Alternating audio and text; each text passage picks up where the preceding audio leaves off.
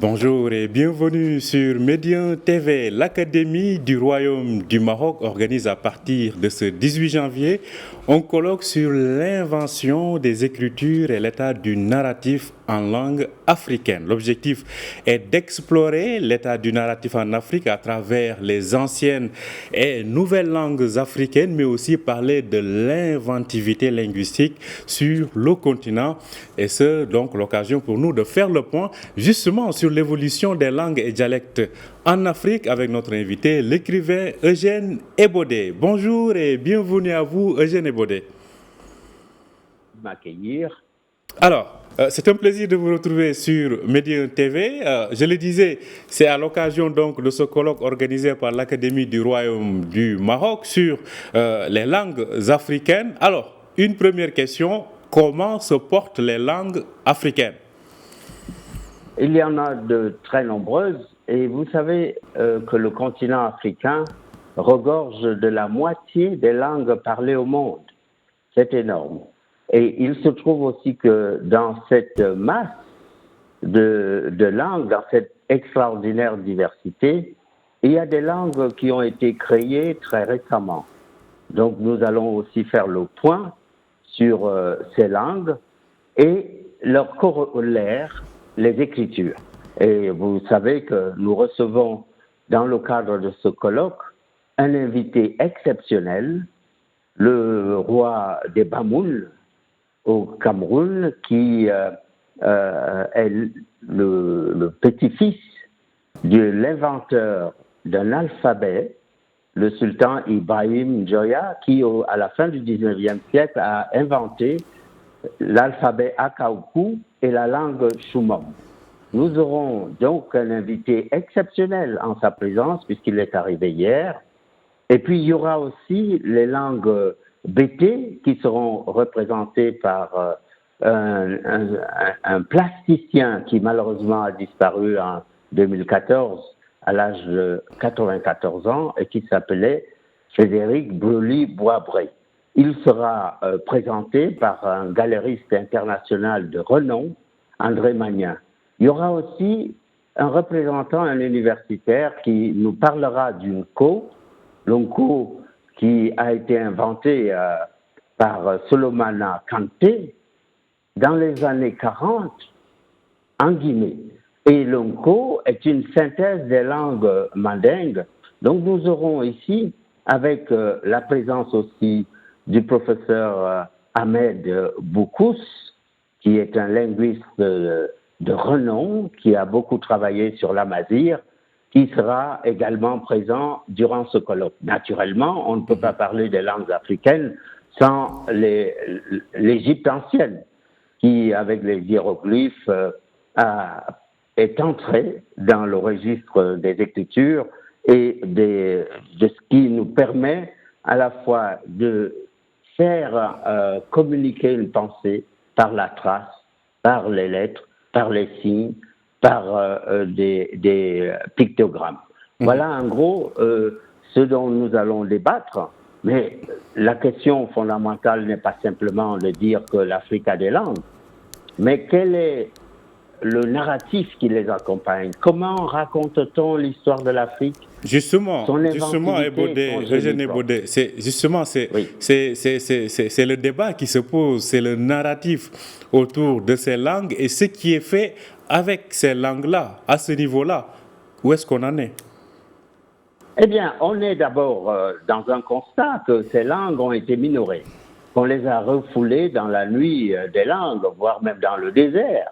Des langues capables de conceptualiser, capables de rendre compte des arts de vivre, des philosophies très enracinées dans le vécu africain. Et donc ce refoulement, cette exclusion a pénalisé la capacité de l'Afrique à se présenter avec les armes, disons, de la respectabilité, de la philosophie, et de l'expression autonome.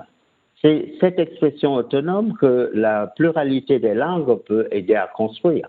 Parce que on ne peut, bien entendu, les langues héritées des rencontres avec d'autres civilisations elles ont été intégrées dans le corpus, dans le spectre des différentes langues africaines, le français, l'anglais, l'espagnol, et que sais-je encore. Nous savons aussi que la langue arabe venue de la péninsule arabique est maintenant une langue africaine. Elle a des dérivés, des variations. Le Derija en est une illustration.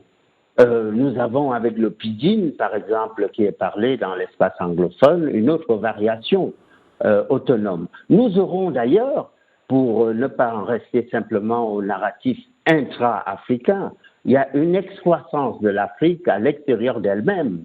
Et le créole, figurez-vous, sera représenté par deux acteurs, deux personnalités haïtiennes, le journaliste Philomé Robert, et puis une linguiste de renom qui viendra nous parler précisément de la manière dont les langues africaines ont été reprises dans le créole haïtien. Et Alors, ce narratif-là montre à la fois l'état à partir duquel l'Afrique s'est déconstruite, mais survit à cette déconstruction en faisant en sorte que les langues importées et les langues africaines puissent cohabiter. C'est cette coalition-là que nous sommes en train de raconter, de rechercher, d'explorer et d'exposer. Alors, j'ai envie quand même de vous poser une question tout à l'heure, mais on va y revenir sur est-ce que les langues africaines résistent par rapport aux langues internationales dont on a besoin aujourd'hui pour faire, entre guillemets, fonctionner le monde. Hein, je pense aux langues onusiennes, entre autres. Mais la question que j'aimerais vous poser avant cela, c'est de savoir, parce que dans ce colloque, il est question d'anciennes et de nouvelles langues. Qu'entendez-vous par là?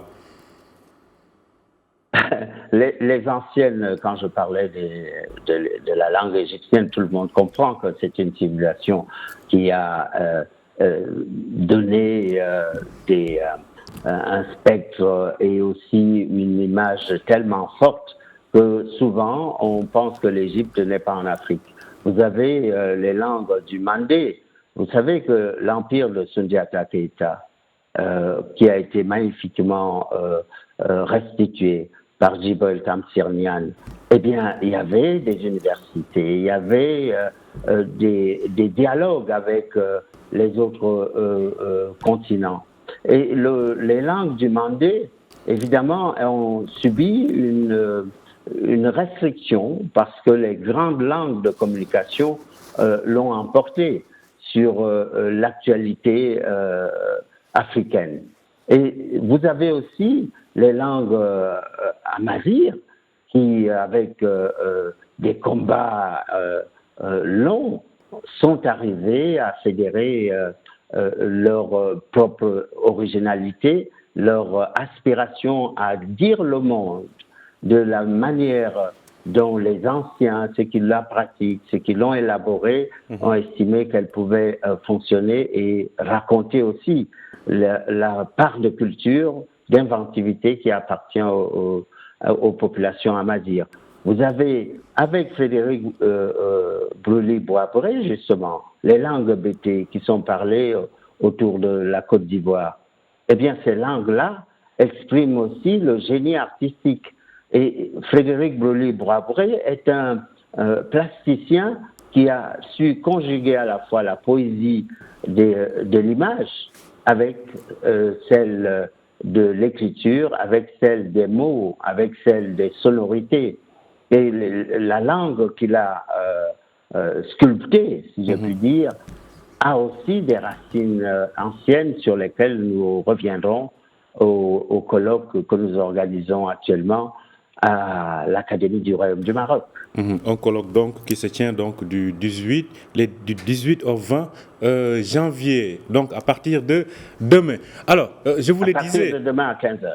Exactement, oui. Pour plus de précision. Alors, je vous le disais tout à l'heure, est-ce que ces langues africaines sont utilisées dans le quotidien? Est-ce que, entre guillemets, elles servent aujourd'hui au progrès technologique? Servent-elles dans nos administrations? In fine, résistent-elles aux langues internationales? Eh bien, vous posez là une question très intéressante. On sait que nous avons un déficit, que nous partons donc de beaucoup de difficultés et que la relation avec l'administration est une relation qui se construit aussi à partir des standardisations que nous avons. C'est par exemple le problème qui se pose pour la langue amazigh. Vous avez dans le cas des langues du mandé ou de la langue choumom, dont va parler le sultan Mohammad Nabil Forifoum Bombojoya, Sa Majesté le roi des Bamoun, lorsqu'il viendra à la tribune, il vous dira par exemple que cette langue a besoin des écoles, elle a besoin d'enseignement, et elle n'est pas assez enseignée par exemple au Cameroun, mais enseignée à New York. Vous voyez que le paradoxe. Et du coup, comment voulez-vous que l'administration, qui n'a pas la connaissance d'un instrument linguistique, puisse l'utiliser? Et aussi, les citoyens qui utilisent cette langue de manière dans leurs relations de proximité, puisqu'on l'utilise en pays Bamoun pour parler du Chomom et pour parler de l'alphabet inventé par le sultan Ibrahim Joya à la fin du 19e siècle, l'Akaoukou, eh bien, ça s'enseigne, mais l'effort n'est pas suffisant. Voilà ce que je voulais vous dire. L'effort n'est pas suffisant et on voit qu'il y a là des marges de manœuvre et c'est l'État qui est ici questionné.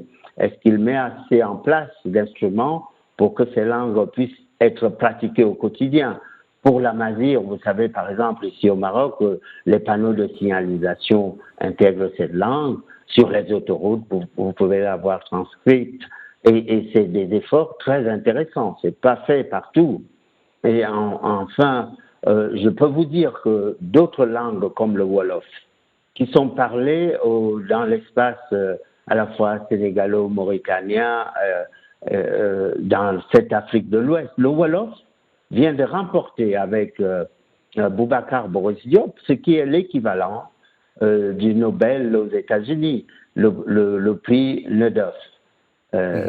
Et ce prix qui a été remis à Boubacar Boris Diop reconnaît l'usage qu'il a pu faire dans le roman, dans la fiction du Wolof, en produisant 3 livres, 3 romans écrits dans cette langue. Vous avez aussi Ngugi wa Thiong'o qui a écrit en Kikuyu pour précisément montrer que ces langues étaient disponibles pour la fiction, pour l'élaboration de la pensée, pour la transmission à des espaces beaucoup plus larges. Et l'autre question peut-être formulée à travers votre interrogation, c'est comment ces langues peuvent cohabiter. Et là, il faut parler du coup de l'hospitalité de la traduction, qui est le lien, qui est le chaînon, qui est la passerelle que nous devons construire pour que précisément ces langues ne créent pas des divisions, parce que c'est aussi ça la question. Et il faut parler plusieurs langues, mais elles ne doivent pas servir à nous fragmenter, à nous diviser, à nous réduire à des enclos qui tournent le dos à d'autres espaces. Il faut effectivement. Alors, probablement une dernière question, Eugène Ebodé, c'est on sent à travers le continent un élan de panafricanisme, à travers, je dirais pas de nationalisme, mais en tout cas un nouvel élan de panafricanisme qui met en avant l'africanité, les cultures et les langues africaines. Pensez-vous que cet élan qu'on est en train d'observer aura quelque chose d'utile et de positif par rapport à cette relance des langues africaines dont on a tous envie? Africanité, panafricanisme, ce sont des visions qui ont été portées par des hommes célèbres à partir de l'idée que le continent africain avait été divisé, fragmenté depuis les congrès malheureux de Berlin de 1884 et 1885, et même bien avant. par la traite négrière et puis par d'autres mécanismes que vous connaissez très bien. La question d'aujourd'hui est qui peut représenter le leadership maintenant qu'il n'y a plus Kwame Nkrumah, maintenant que Nelson Mandela n'est pas là, qu'un certain nombre d'acteurs importants ont reculé. Moi, je pense qu'il y a les écrivains, mais ils ne sont pas seuls, ils doivent le faire avec les politiques. Et je trouve, par exemple, qu'ici au Maroc, Sa Majesté le roi Mohamed VI ne cesse dans ses discours de transcender l'espace national pour convoquer la rencontre des cultures. Et il place la culture au premier rang des locomotives qui pourraient précisément faire en sorte que se réduisent les divisions et qu'en exposant nos cultures, nous soyons dans le moment de la fête. Et le moment de la fête, ça veut dire que nous sommes joyeux. On ne fête pas quand on est triste. Donc, quand on met en avant la culture, c'est qu'on veut précisément que ce soit le rayonnement, que ce soit ce qui donne un souffle à la rencontre, ce qui unit, qui soit le plus important. Et c'est pour cela que l'Académie du Royaume du Maroc, avec la grande initiative qu'elle a prise de créer une chaire de littérature et des arts africains, a donné là le ton, le tempo, le leadership pour que les langues ne soient pas divisées, qu'elles s'y retrouvent, pour que les littératures, toutes les littératures africaines se rassemblent et que les espaces précisément géographiques ne soient pas des espaces qui se tournent le dos, mais qui se serrent la main. Merci à vous, Eugène Ebodé. Je rappelle que vous êtes écrivain. Vous nous parliez donc à l'occasion de ce colloque qui s'ouvre demain, donc organisé par l'Académie du Royaume du Maroc sur les langues africaines. Merci d'avoir accepté notre invitation, Eugène Ebodé. Merci beaucoup. Je suis aussi administrateur de la chaire des littératures et des arts africains de l'Académie du Royaume du Maroc. Exactement. C'est bien noté et on s'en souviendra. Merci à vous aussi de nous avoir suivis. Je rappelle que vous pouvez retrouver cet entretien sur notre site www.medianews.com. Bonne journée, bonne suite de programme sur Média TV.